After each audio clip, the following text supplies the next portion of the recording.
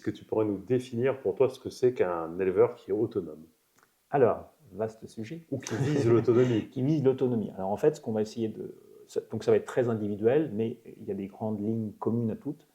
En fait, c'est de partir du besoin de ton animal, parce que tu ne peux pas être contre ça. Donc tu commences par le besoin de ton animal. Alors, on prend l'exemple d'une vache laitière.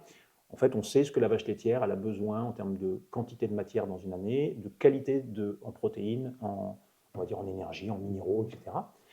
Et en fait, on a des systèmes qui se sont développés, entre autres là, dans toute ma région à moi, par exemple beaucoup sur l'ensilage de maïs, parce que c'était facile, c'était productif, et parce que ça bénéficie aussi à beaucoup de monde derrière, parce que si on vendait des doses de maïs, on allait vendre du tourteau de soja, etc. etc. Oui, oui. Donc, nous, l'idée, c'est déjà de faire prendre conscience à l'éleveur de ça, c'est-à-dire de lui faire prendre conscience qu'en fait, il est dans un environnement dans lequel un certain nombre de ses fournisseurs, qui ne sont pas des méchants, hein, mais qui sont des gens qui fournissent et qui Oui. fonctionnent de ça, en fait, ont des intérêts qui sont différents des siens.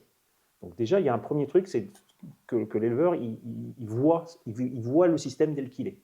Encore une fois, je ne suis pas du tout un complotiste. Hein. L'idée, c'est de dire, regarde dans quoi tu fonctionnes, et les gens autour de toi, dans ton environnement, en fait, quel intérêt ils ont à ce que tu fonctionnes comme ça.